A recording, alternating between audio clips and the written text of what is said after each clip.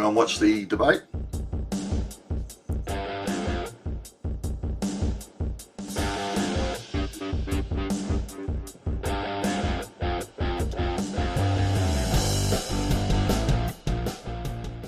Hey, what's going on, everybody? Today is Thursday, June 28th, 2024, and you're watching the Daily AI Show live. And today we are going to be talking about the state of AI deepfakes, not a state as in the state in the United States, but we're going to be talking about the implications of not only the 2024 US election, of which there was a debate last night, but also there's parliamentary and elections coming up on July 4th. So next week, next Thursday in the UK. And there's apparently, from what I understand, a bit of a shakeup there after almost a decade and a half of power and so on and so forth. So look, I think let me tell you who we have here first. We have Jimmy, Beth, Aaron, Andy, and I'm Brian. And I think we just want to, I want to start off here by saying that we're not looking to have a political conversation. There was a debate last night. And there's obviously a lot of opinions on both sides. I think what we saw was, or not, excuse me, what we saw, because this was planned beforehand, was, look, regardless of where you fall and whether you're in the United States or you're in the UK or Australia, to get Aaron's perspective on this, it's clear that deepfakes are going to be a continued growing concern over, I don't know, the next decades, whatever it is, right? It's not going to go away. So is it going to be a whack-a-mole? Is it going to be we're always going to be in a fight situation where we come up with new technologies? Andy, you had shared one that I'm sure you want to talk about in our Slack channel, which will come up, about new technologies to fight against this and identify it, only to, see new technologies come out that can pass those sensors and so on and so forth. So today's conversation really is about that, the rising sophistication of them, how quickly they're able to spread, because the article that I read about the UK called them cheap fakes. I haven't heard that before. The idea that you could do AV type deep fakes, but you could do it on the cheap on your phone. Have you guys heard that term before? Cheap fakes? No, I don't know. I didn't know if it was a UK term, to be honest with you, but I read it. I said, oh, I get it. They're basically saying you no longer need Adobe tools. You don't need expensive stuff to do it. You can do it on the cheap and actually make a pretty big impact. So the idea of accessibility and spread, the idea of misinformation for upcoming elections. What laws are out there right now? There's several states in the United States that have laws that ban deepfakes 90 days out and varying degrees, but it's state by state. So we'll get into the laws and everything else and what the future looks like. So that sets the sort of the pace and the tone. But for now, I'd love to just kind of kick it off. Aaron, you don't always get to join us, so maybe I'll kick it off to you first. And obviously, as being the only one today in the show that's from outside the United States, what's your impression of deepfakes? Has it come up in the news a lot in Australia? How are they dealing? How is Australia dealing with it, or the individual states? And is it provinces in Australia? I should know. What's the areas called? Not states, or? So sorry, I'm not quite sure of that question. So like the area, like Perth is in what larger area of Australia? Oh, okay. So we have states, and then we have I can't remember the terminology, but we have sort of subdivisions within states. Okay. Probably, if I had to guess, a little bit like US counties, maybe not. I'm not sure. Okay. No. But the first thing I'll say is I actually watched the debate today. So it was 9 a.m. my time. So I've got a strong interest in politics. So I watched that, mostly cringed watching it. But anyway, but the whole thing about deepfakes, honestly, I haven't heard a lot about it in Australia. But I can guarantee you it's probably already happening. And if it isn't happening at a major point, it's probably going to get significant. Because at the end of the day, it comes down to people. I mean, I use probably the most well-known, video cloning tool, which is HeyGen. They've made it harder to do a deep fake now than they did when they first started using it. But for $30 a month US, you can create a clone of at least yourself. And if you're probably a bit smart with the technology, you might get away with doing it a full clone of somebody else. So it's not that expensive to do something like this. So, my perspective is that it's only going to get worse. And I strongly think that if we, as countries at least, don't make some really strong laws, it's just going to get crazy and out of control. And then the other problem we've got is even if you have laws, I mean, let's be honest, guys, it's illegal to murder people, but they still do it. So, it's a tricky one. I don't actually have the answers. I understand the technology. I haven't seen much of it in Australia. I know it's happened. I've heard about it happening in the US. I'm expecting to see a lot more in the US, particularly with the election rolling around.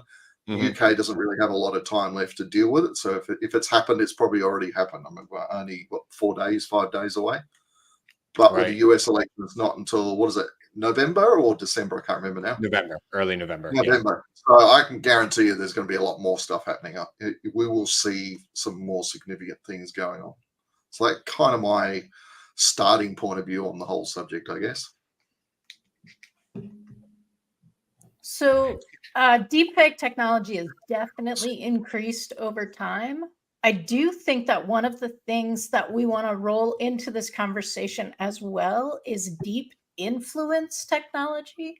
So when we talk about deepfake, we're talking about the ability of AI to generate a likeness of me saying something that I have not said. Right. And in terms of the elections, a likeness of someone who's running for office or who represents someone from running for office. Right. But the combination of that with the ability to identify particular characteristics and create a targeted message, what's called micro-targeting, was talked about a lot in the 2016 US election. Those two things make things terrifying for me because we don't like to admit we're being manipulated, right? So as deepfake technology gets better and you can't see the fakeness of it, while that's happening, the other thing that is happening is that AI's ability to influence and manipulate is also increasing. And there is a paper that came out in March 2024 on conversational persuasiveness of large language models, a randomized controlled trial. So if people are interested in this, definitely go and look at that paper.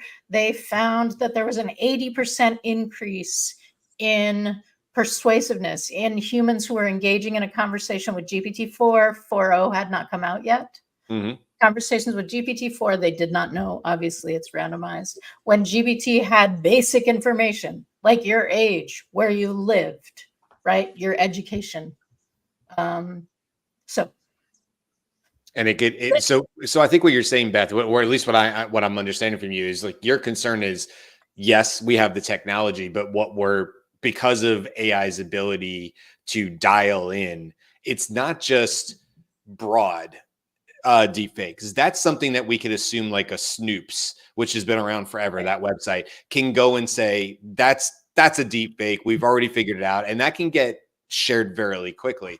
But if I understand you right, Beth, and I think I do, which is that how do you combat that? A Snoops or any other agency out there that's trying to do the right thing and protect truths and stuff like that in elections or otherwise, if Beth's version is slightly different than my version and it's slightly different than Andy's version. Like there's not one deep fake, there's 1,000 deep fakes and they're all specifically tuned because they're getting so cheap to do. To your point, Aaron, what would it really take for me to, maybe I can't get down to the human level, but just on Facebook data of what would exist in a Facebook data to do ads, you could easily, to your point, Beth, get very, very localized.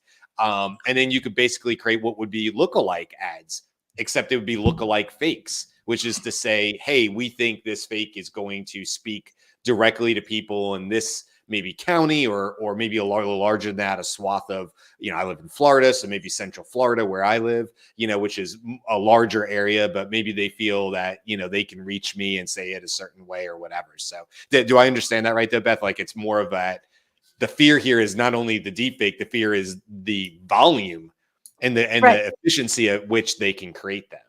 Right. And what they can do in terms of persuasiveness, right? Sam Altman came out again many months ago, but one of his quotes from one of his interviews was like, "Wow, I just experienced an unexpected threshold or an unexpected increase in AI's ability to convince."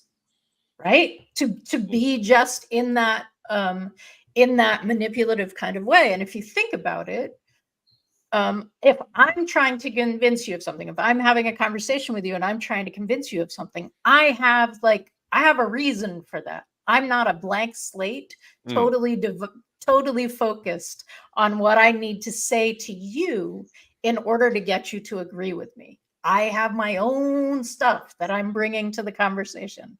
AI does not.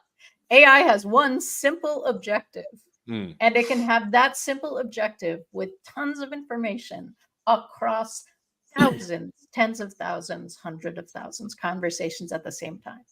So what you're pointing to, Beth, is changes to the semantic persuasive language that will be, touching on factors in my own interpretation.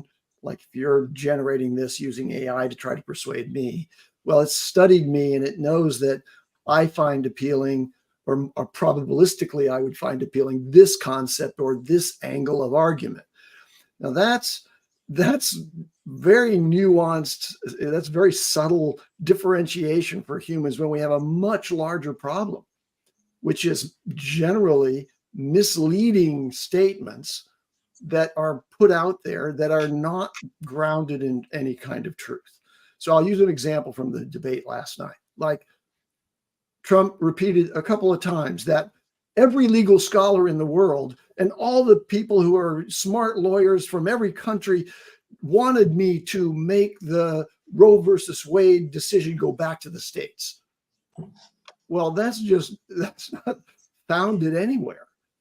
And so we have this process of misrepresentation happening, not just with AI deepfakes, but with other, influential people, like people in positions of authority and power can say things that are flatly spun in such a way that they're they're challengeable, let's say. But one of the things that was very interesting was that the structure of the debate last night, which I'm sure many of our listeners watched, did not include any real-time pushback by the moderators for any kind of assertion. So it's possible with social media, with any kind of media now in our day and age, to make any kind of assertion, bald and false though it may be. So what this brings me to is there has to be application of AI to real-time fact checking, or at least flagging, so that it doesn't take the moderators interrupting, but on my own screen as I'm watching something, it's flagging saying this doesn't match with Perplexity's knowledge of everything that's ever been said by legal scholars, right? So, and the speed of response is really essential here. So anyway, I'm not as much worried about people creating a indiscernible fake of me saying something that I didn't say, as I am that it doesn't matter, because there are going to be live people throwing BS out there also in ways that seem to be authoritative and true. So I want AI not only to be able to detect deep fakes, but also to challenge misrepresentations by real humans who now, even at the highest levels of our political structures, seem willing to misrepresent. On that subject, there is this article that Brian mentioned, a research paper that just came out from Drexel University about a tool that is significantly better at detecting video deepfakes than any of the prior tools. So I'll just read very quickly, what the announcement basically says, that they developed this thing called MISSILE, for the first four letters of misleading, right? MISSILEnet. And it learns using a method called constrained neural network. and it differentiates between normal and unusual values at the sub-pixel level of images or video clips. And the TLDR of it is that it correctly identified AI-generated videos 98.3% of the time, outclassing 8 other systems that scored at least 93%, or at most 93%. Mm-hmm.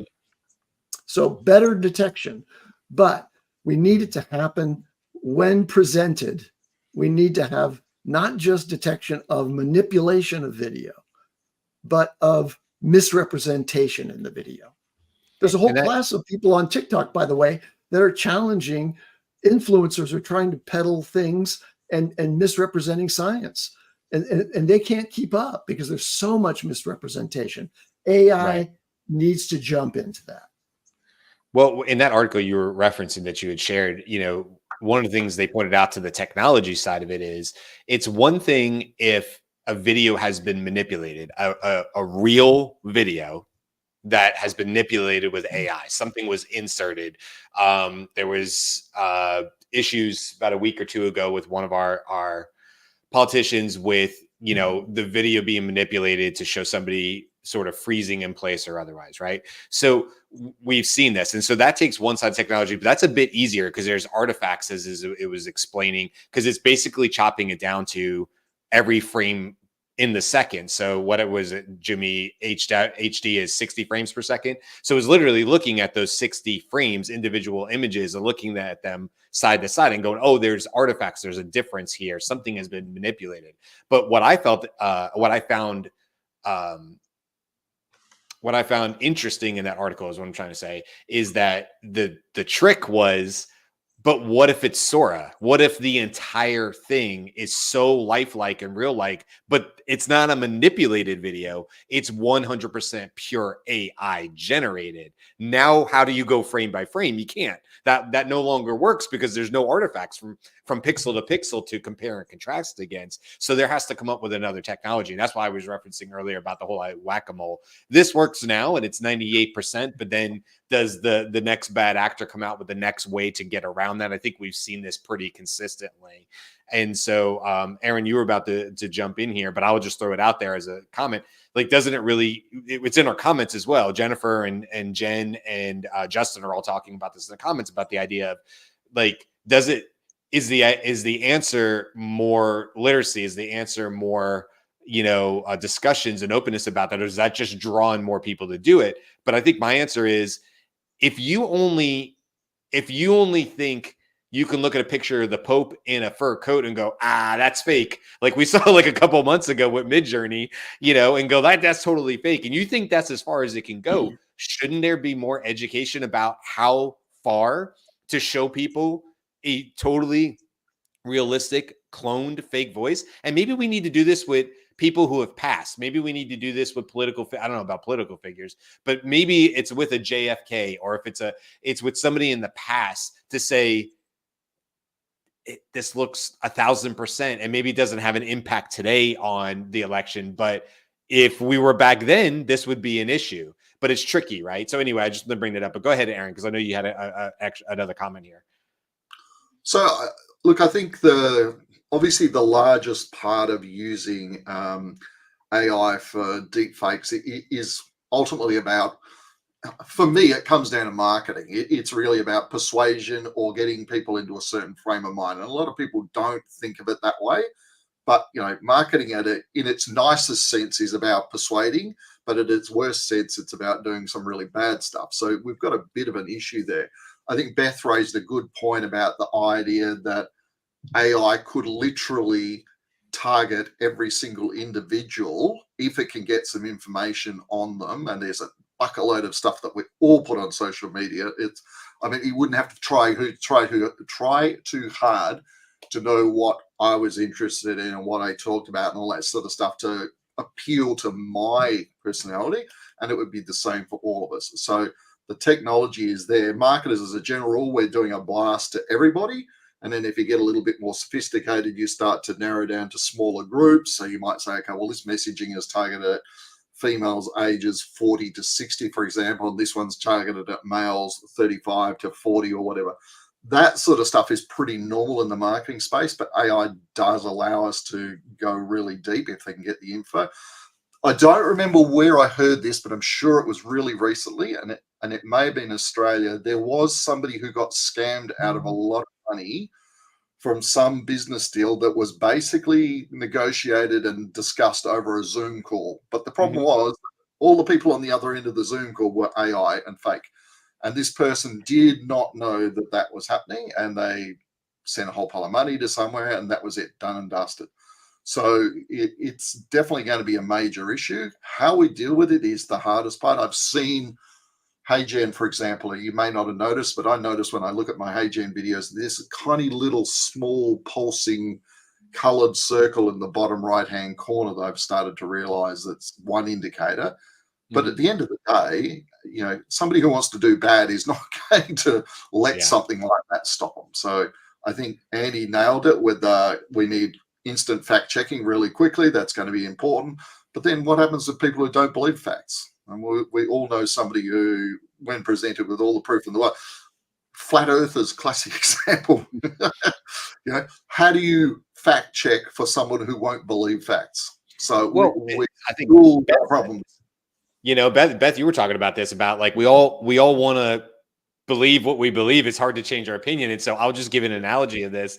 You know, I ran LinkedIn strategy for years through Scaled before I got more into the AI side of things. But I still do that for legacy clients that I'm still running LinkedIn strategy for. The reason I bring up LinkedIn is it's a social media platform like any else. And I would inevitably over the years have people say, boo-hoo, LinkedIn is not like it used to be before. Now I just get insert thing. It could be negativity. Now I just get political. Now I get religious into my feed.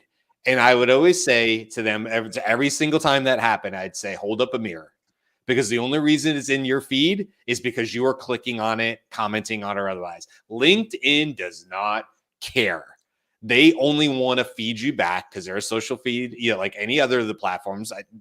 Facebook, any of them, where they're trying to fill your feed, TikTok, with things that they think you're going to interact and like. And if you click on polls that have to do about elections, guess what?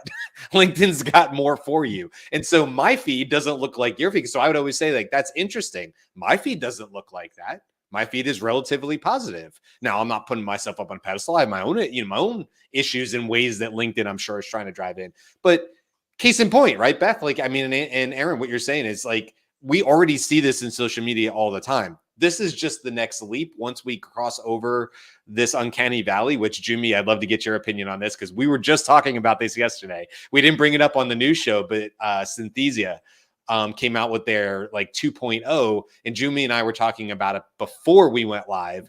And I was like, I don't know, Jimmy, it's not really doing it for me. And they're talking like this is some new thing. And it wasn't at a HeyGen level, blah, blah, blah. And so right now we have this uncanny valley where it's like, it's getting so close to human that's where that valley is, where people, it's okay if it looks more cartoonish.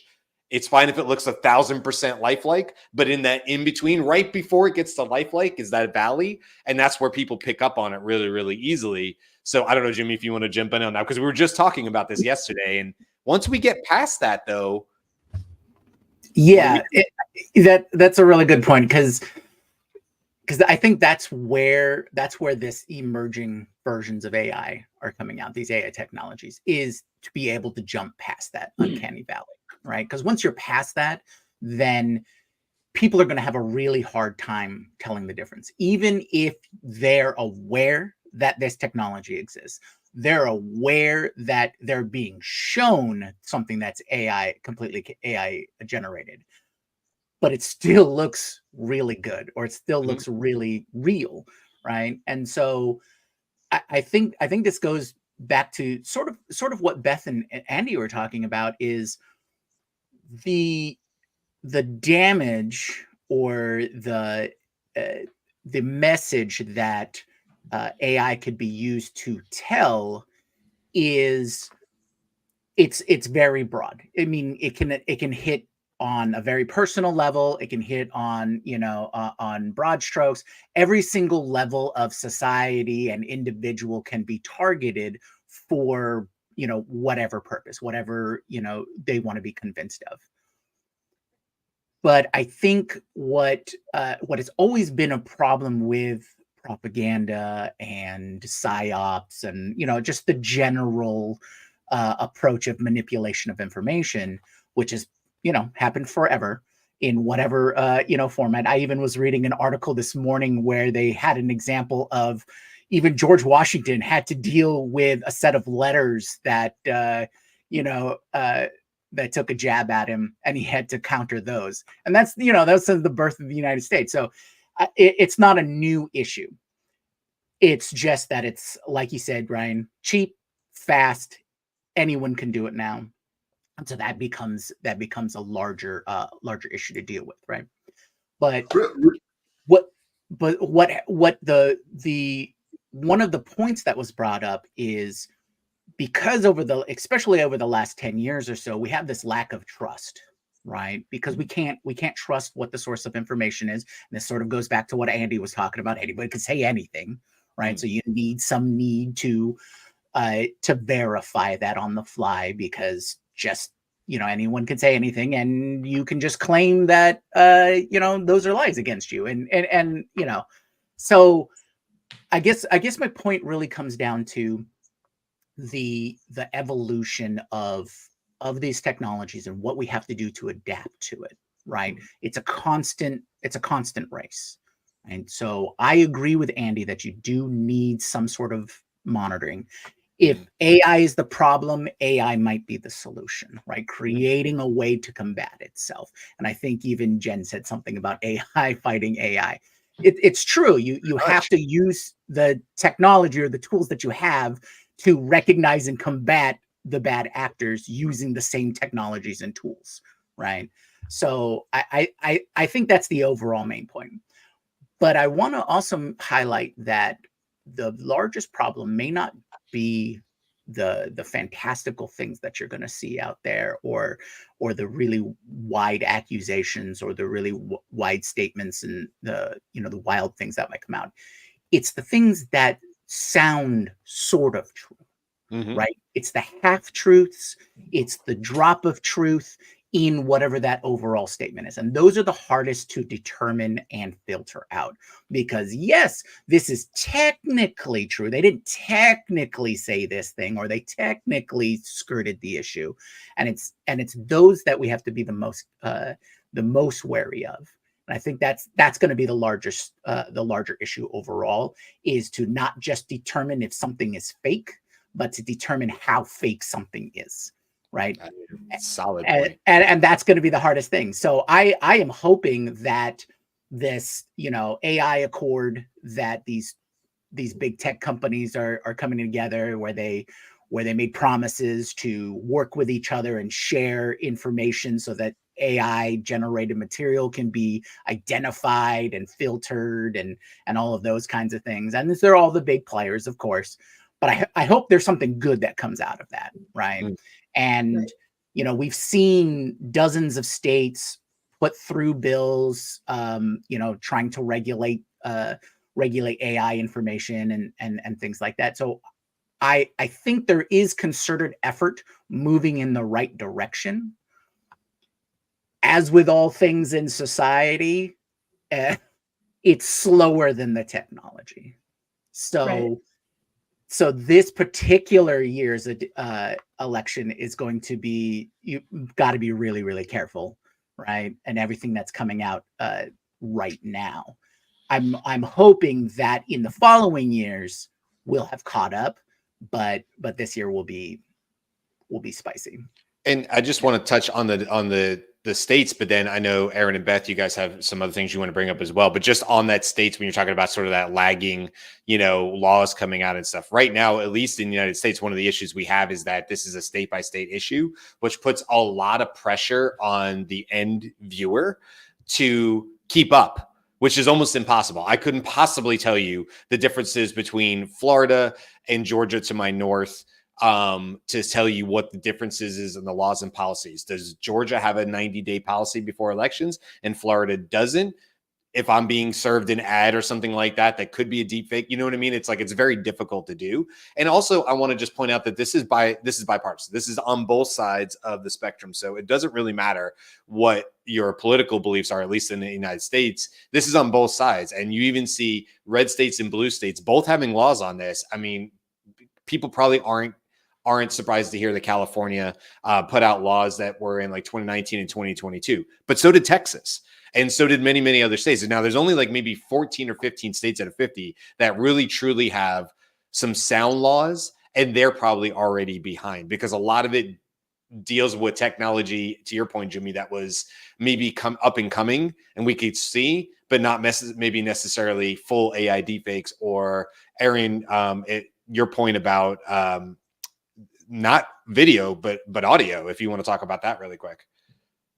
Yeah, I mean, I think a lot of the conversation so far has been, and certainly I led with it, has been around video deepfake, because that's in theory, the most convincing option, because you can see the person, hear their voice, that kind of stuff. But I think it's important we don't forget that just voice alone is fairly easy to copy and can cause a lot of damage. You can get, and I've seen the technology, it's dirt cheap. You can do phone call blasts to 100 or 1,000 people at once, with some kind of voice deepfake system, talking to someone on the other end of a phone call, and saying something that might get the person on the other end to do something that they wouldn't normally do. So the voice thing is going to be equally as significant, and I can guarantee you at some stage we will see, and it will come from probably both the red and the blue states, but we will see people coming out with AI voice fakes of Donald Trump saying something bad, and we'll see people coming out with AI voice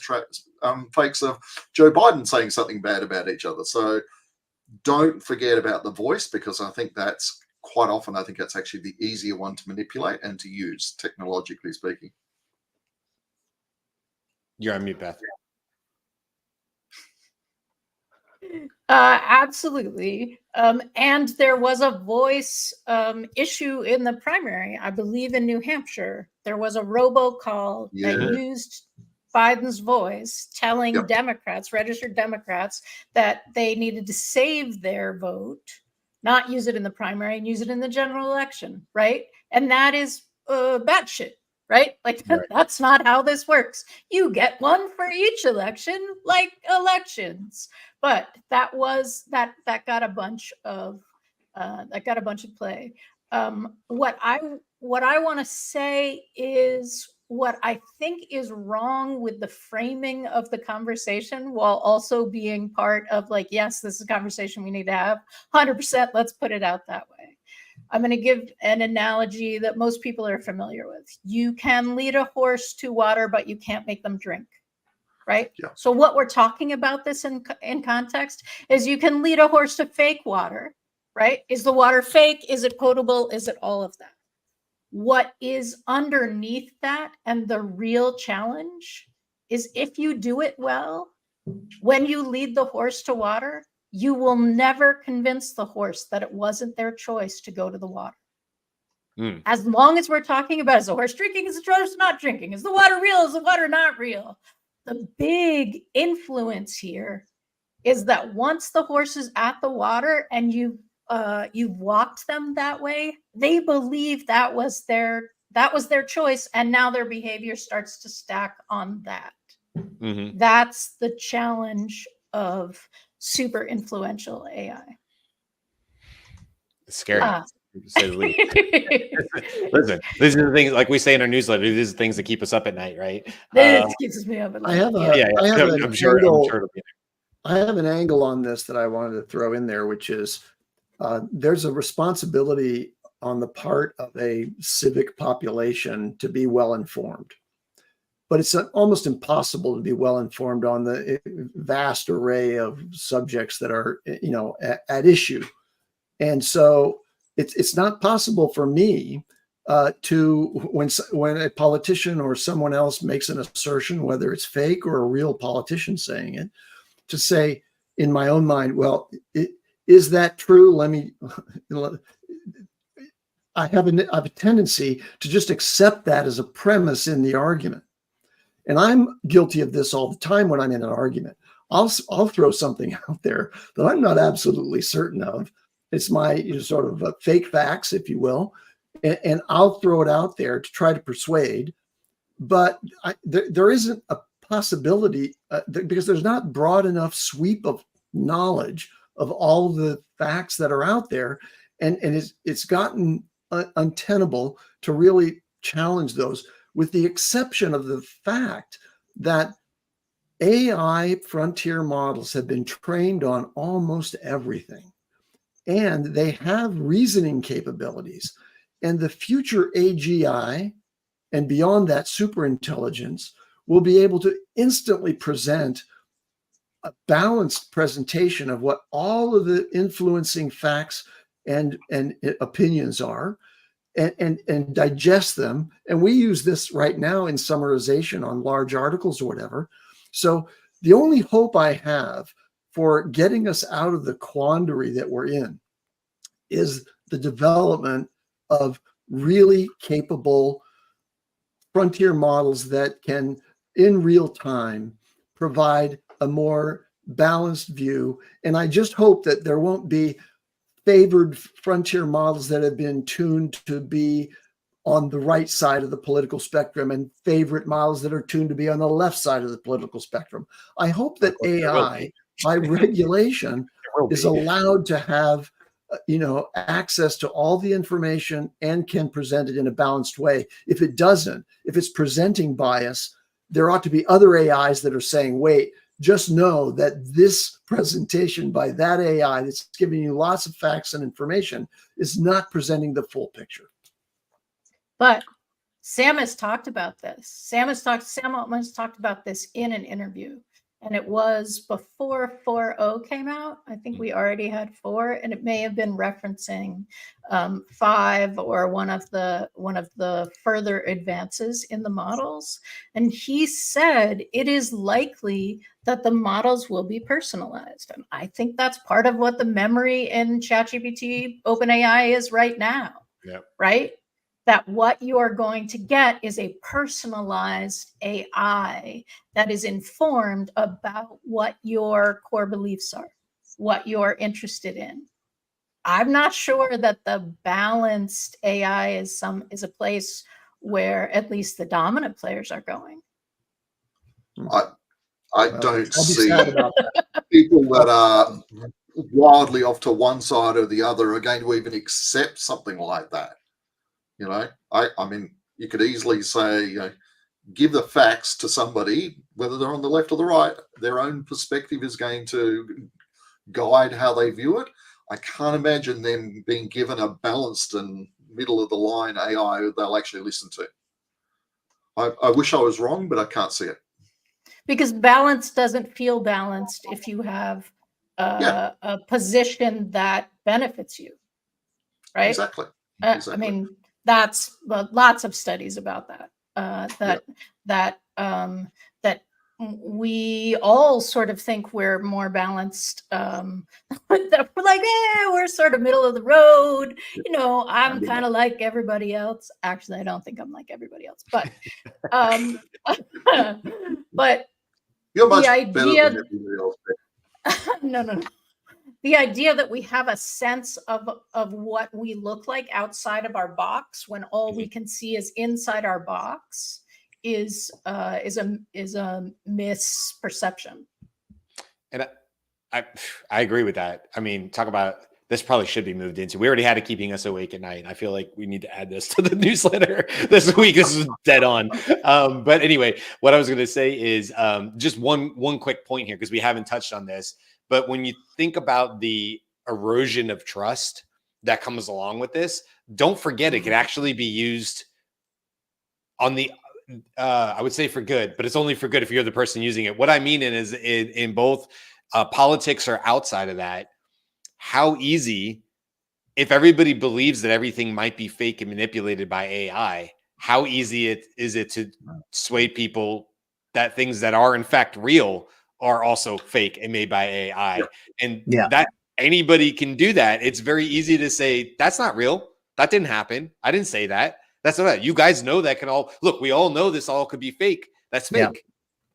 Wasn't me. I didn't do it. That's people just trying to bring me down. And that can happen on the will and is happening on both sides of the spectrum, political spectrum. So, the other side, the other scary side of this is not only do we have to worry about deepfakes, we have to worry about what happens when there's such an erosion of trust that nobody knows what they're looking at anymore. And now it becomes very easy for people to be even more manipulative and say, hey, you know me. I would never say that. It's clearly fake. Or I would never do that. It's clearly fake. I would never say such things. We know this technology exists. How easy is it? Somebody could have done this on their phone in the last 30 seconds. I mean, you can just turn it around immediately and make it work to your advantage. So there's that side of it too, which doesn't help with the erosion of trust either. So look, we're not going to solve it on this show. I know that much. But it's something we're talking about often, and keep bringing it up because it's going to keep happening. We're going to see new technologies that blow us away. All 5 of us on this show live and breathe AI. I mean, we talk about it all the time and stuff. And there's not a doubt in my mind that one or all 5 of us could be swayed by something in AI. And to your point, Jimmy, I think it won't be the big swings. It'll be the little teeny tiny swings that are real, real close. And you think, I don't know which way that one's going. And it could easily affect any of us. So we're certainly not immune from it. But I think one of the things we can obviously do is keep talking about it. So we'll make sure we keep doing that on this show. Hey, thanks to Jen and Jude. Well, Jennifer, Jude, Jen. We had more people in here too. I feel Justin, right. Thank you. Wow, our feed is completely full of J names. Yeah. All right, awesome. We love our Go J J people. name, folks. Yeah. And as I was saying yesterday, also it's cool because I now have to scroll fast to catch everybody's name, which just means you guys are in there and having great conversations. So that's kind of cool. So yes, I'm glad. Thank you. I didn't want to miss anybody's name in there, but thank you for all the great comments. Thank you for everybody who's hanging out with us live. Don't forget, you can go to thedailyashshow.com. I mentioned the newsletter several times during this show, but yeah, if you want to get more, if you're like, these people are so amazing that I would like to hear more of their thoughts on this. Hey, that's what the newsletter is for. And we take different approaches, different cuts on these topics, as well as brand new ones that we haven't brought up on the shows at all. Believe it or not, even though we do this 5 days a week, we can't get it all into the live shows. So the newsletter is one of our ways to have an additional outlet. If you're interested in finding out more about that, just go to thedailyashshow.com. And you'll see it right there. You can sign up for it. Super easy. No interest in spamming anybody or anything like that. You'll just get one newsletter every Sunday morning. And hopefully you find it really valuable. So that's it. We'll wrap it up for this week. Thanks to everybody who came and hung out in the conversations all week long. Thanks to everybody from our crew who came out and added to all the conversations. And we will be back next week. It is 4th of July next Thursday in the States, which is a holiday, but we will have shows Monday through Friday. So come back and hang out with us. If you're around or you have some time off, we'd love to have you in with our live crew as well. All right. Until then, guys, we'll see you on Monday. Bye. Aloha.